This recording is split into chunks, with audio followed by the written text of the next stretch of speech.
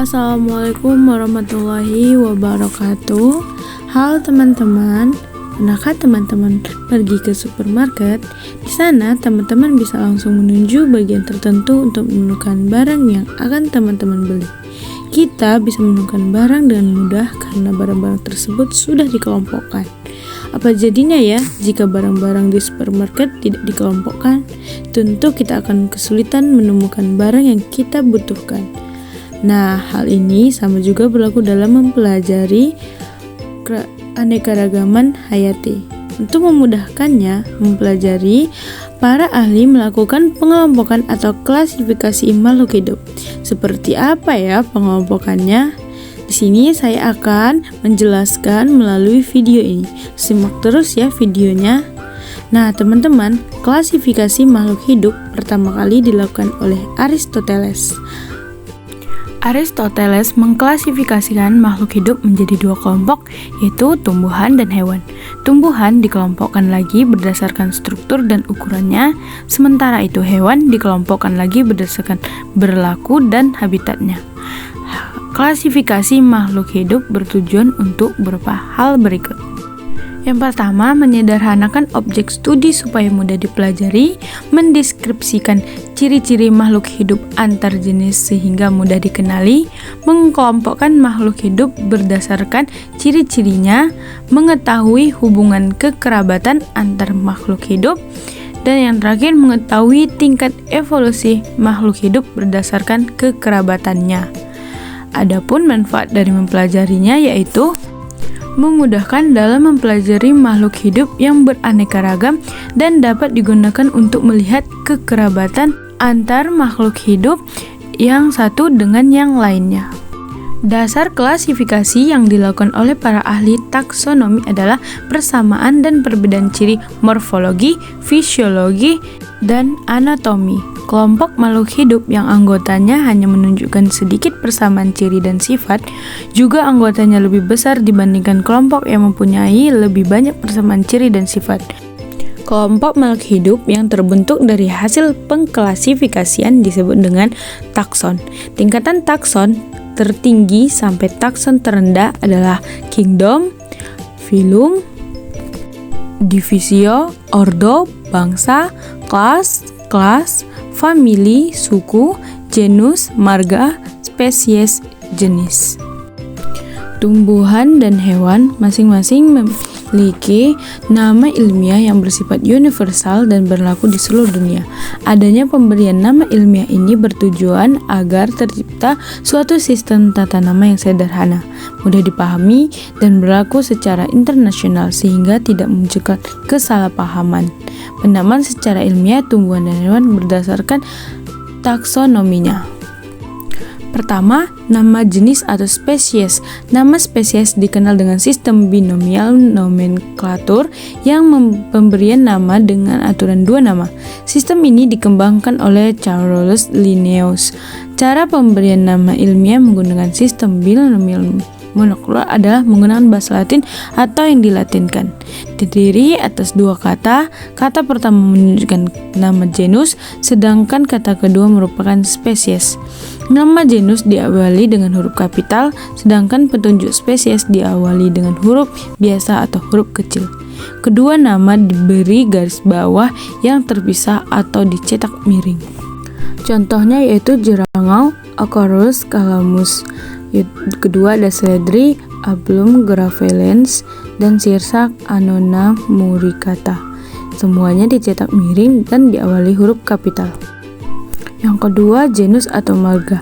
Nama marga tumbuhan atau hewan terdiri atas suku kata yang merupakan kata benda terbentuk tunggal. Huruf pertama ditulis dengan huruf kapital. Contohnya yaitu Gerangau, Acorus. Genusnya adalah Acorus yang diawali dengan huruf A besar. Kemudian ada Sirsak Annona, A-nya ditulis dengan huruf besar.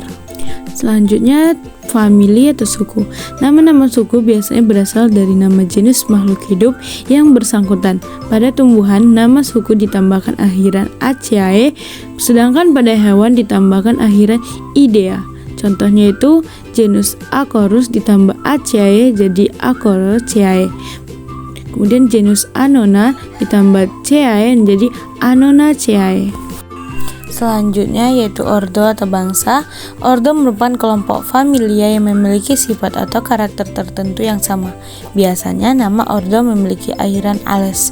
Contohnya Acorales dan Magnoliales. Yang kelima yaitu kelas atau klasis. Kelas merupakan kelompok ordo yang memiliki sifat atau karakter tertentu yang sama. Contohnya yaitu Liliophyda dan Magnoliophyta. Yang keenam, filum atau divisio. Filum kelompok hewan dan divisio untuk kelompok tumbuhan merupakan tingkat takson yang terdiri dari beberapa kelas yang memiliki persamaan ciri. Contohnya yaitu pada jerango Magnoliophyta dan sirsak juga memiliki filum Magnoliophyta. Nah, selanjutnya yaitu kingdom. Kingdom adalah takson tertinggi. Kingdom merupakan kelompok filum atau divisio yang memiliki karakter yang sama. Nah, contohnya itu pada jerango, kingdomnya adalah pelantai karena jerango adalah tumbuhan. Yang kedua ada sirsak, kingdomnya juga pelantai karena sirsak juga merupakan tumbuhan.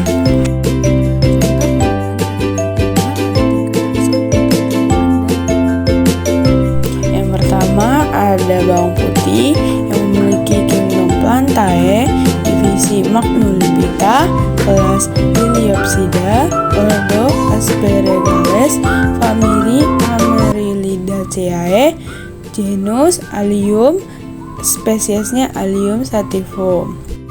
Kemudian manggis itu kingdomnya Plantae, divisinya Spermatophyta, kelasnya Dicotyledon, ordonya Malpighiales, famili Clusicae, genusnya Garcinia dan spesiesnya Garcinia magnostana.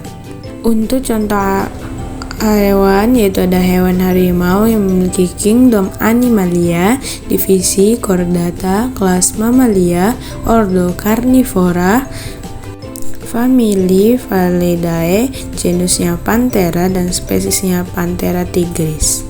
Tahapan-tahapan yang dilakukan untuk mengklasifikasikan makhluk hidup adalah melakukan pengamatan terhadap makhluk hidup, mengelompokkan makhluk hidup berdasarkan ciri yang diamati dan memberi nama makhluk hidup.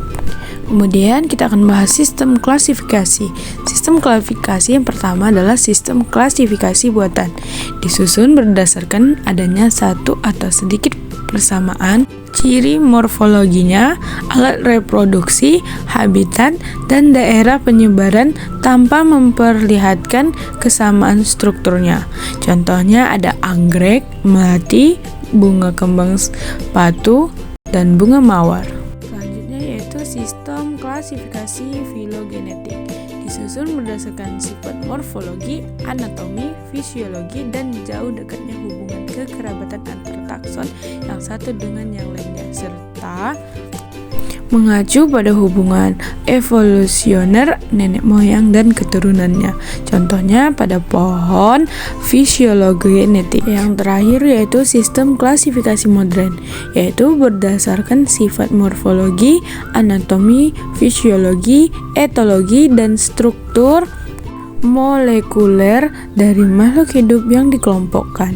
Seperti contoh pada gambar. Oke teman-teman, demikianlah pembahasan kita tentang klasifikasi makhluk hidup.